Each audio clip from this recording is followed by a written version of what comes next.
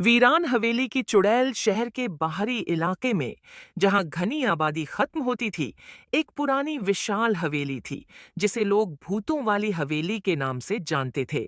दशकों से वीरान पड़ी इस हवेली के बारे में अनगिनत कहानियां प्रचलित थीं। कहा जाता था कि यहाँ एक भयानक चुड़ैल का वास है, जो अंधेरा होते ही हवेली के चारों ओर घूमती है और राहगीरों को अपना शिकार बनाती है। अंकित, राहुल, सीमा और दीपक, और कॉलेज के दोस्त जिन्हें रोमांच का शौक था, उन्होंने इस हवेली के रहस्य को जानने का फैसला किया।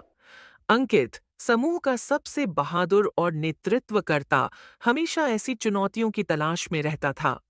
राहुल, थोड़ा डरपोक लेकिन वफादार, हमेशा अंकित के साथ रहता। सीमा, तर्कवादी और व्यावहारिक, हर बात को वैज्ञानिक नजरिए से देखती। और दीपक, चुड़ैल और भूतों की कहानियों का दीवाना, सबसे ज्यादा उत्साहित था। एक सर्द रात जब चांद बादलों के पीछे छिपा था, वे अपनी जीप से हवेली की ओर निकले। जैसे जैसे वे हवेली के करीब पहुंचते गए, हवा ठंडी होती गई और अजीब और गरीब आवाजें सुनाई देने लगीं। हवेली का मुख्य द्वार जंग खाया हुआ था और उसे धकेलते ही एक कर्कश चीख के साथ वह खुल गया। अंदर कदम रखते ही एक अजीब सी घुटन महसूस हुई, जैसे हवा में कोई अदृश्य शक्ति मौजूद हो। हवेली के अंदर का नजारा किसी डरावनी फिल्म से कम नहीं था। धूल से ढके फर्नीचर, टूटी हुई खिड़कियां और मकड़ी के जाले हर कोने में फैले थे।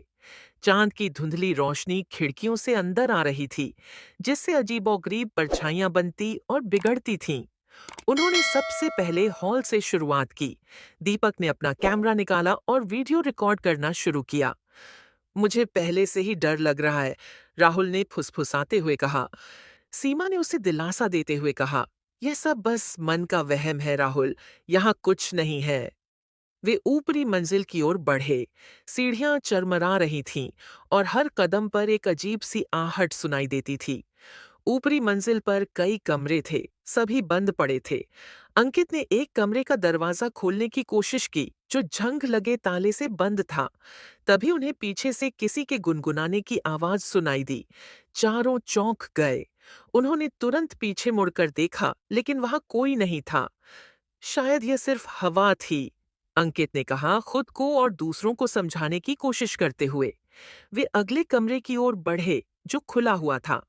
अंदर एक पुराना टूटा हुआ झूला था और कोने में एक धूल भरा गुड़िया का घर पड़ा था। गुड़िया के घर के पास एक छोटी सी पुरानी डायरी पड़ी थी, जिसके पन्ने पीले पड़ चुके थे। सीमा ने उसे उठाया और पढ़ना शुरू किया। यह डायरी हवेली की पुरानी मालकिन मालती की थी। मालती एक खूबसूरत लड़की थी, जो इस हवेली में अपनी माँ के साथ रहती थी।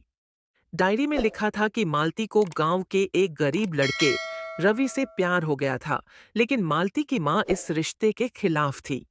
एक दिन मालती की माँ को पता चला कि मालती और रवि रात में मिलते हैं। गुस्से में आकर उसकी माँ ने मालती को हवेली के गुप्त तहखाने में बंद कर दिया और उसे कई दिनों तक भूखा प्यासा रखा। डायरी में लिखा था कि रवि ने मालती को छुड़ाने की कोशिश की, लेकिन मालती की माँ ने उसे मार डाला। कुछ दिनों बाद मालती भी तहखाने में मर गई।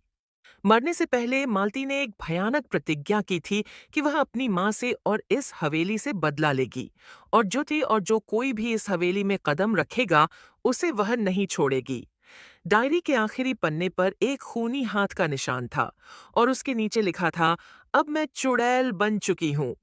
जैसे ही सीमा ने यह वाक्य पढ़ा, कमरे में अचानक ठंड बढ़ गई और सभी खिड़कियां जोर से खटखटाने लगीं। दीपक के कैमरे की स्क्रीन पर अचानक एक धुंधली आकृति दिखाई दी। एक भयानक चेहरा जिसकी आंखें लाल थीं और बाल बिखरे हुए थे। यह ये तो चुड़ैल है, राहुल चीखा। तभी हवेली के अंदर से एक भयानक चीख की आवाज आई, जो पूरे वातावरण में गूंज उठी। अंकित ने हिम्मत करके कहा, हमें यहां से निकलना होगा। वे तेजी से हॉल की ओर भागे, लेकिन रास्ते में एक अदृश्य शक्ति ने उन्हें रोक दिया। हवा में एक भयानक बदबू फैल गई और उन्हें लगा जैसे कोई उन्हें पीछे से खींच रहा हो। उनके कदमों में अजीब सी भारीपन महसूस हुई। दीपक का कैमरा अचानक गिर गया और बंद हो गया। राहुल ने देखा कि हॉल के बीचों बीच एक साया मंडरा रहा था। वह साया धीरे धीरे एक औरत की शक्ल लेने लगा। एक भयानक चुड़ैल जिसके कपड़े फटे हुए थे और आंखें अंधेरे में चमक रही थीं। तुम यहाँ क्यों आए?